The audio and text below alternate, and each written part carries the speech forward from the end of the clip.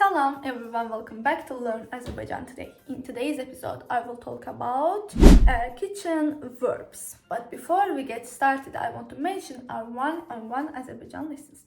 If you're interested in personalized language instruction, please check out the first link in the description below to apply and see if our lessons are the right fit for you. Let's get started.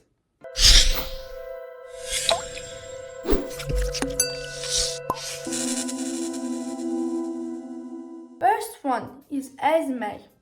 Ezmek. Ezmek. Ezmek. Ezmek. Ezmek is to mash. To mash. To mash. Like a mashed potato. Ezmek. Ezmek.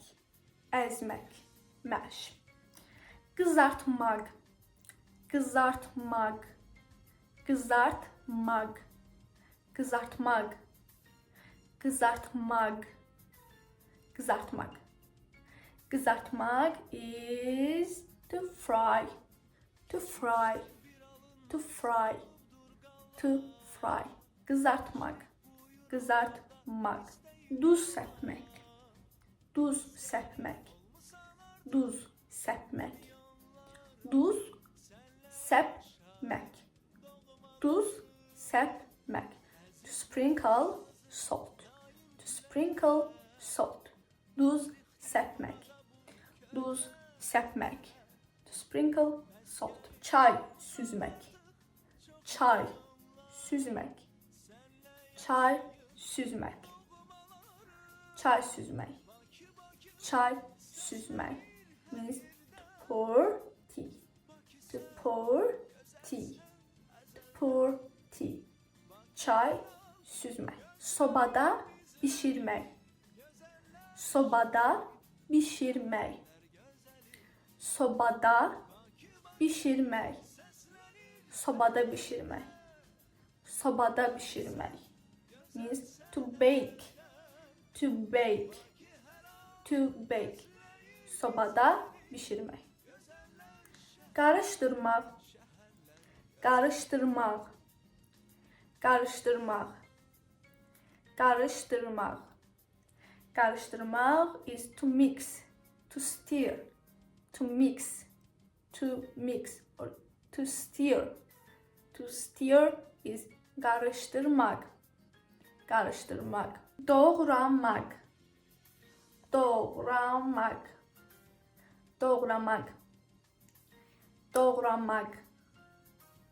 Doğramak. Doğramak is to cut. To cut. To cut. To cut. To cut. Doğramak. Doğramak. To cut. Kaynatmak. Kaynatmak. Kaynatmak. Kaynatmak. Kaynatmak means to boil. To boil. To boil.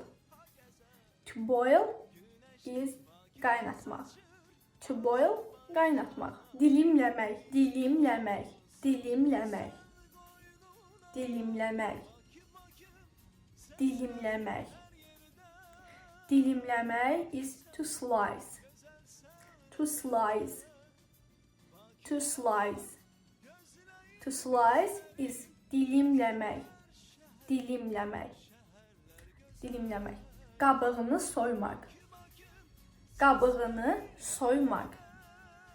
Kabığını soymak. Kabığını soymak. Kabığını soymak. Kabığını soymak is to peel. To peel. To peel. To peel. Kabığını soymak. And that's it. I hope you enjoyed. If you're interested in personalized language instruction, please check out the first link in description below to apply and see if our lessons are the right fit for you.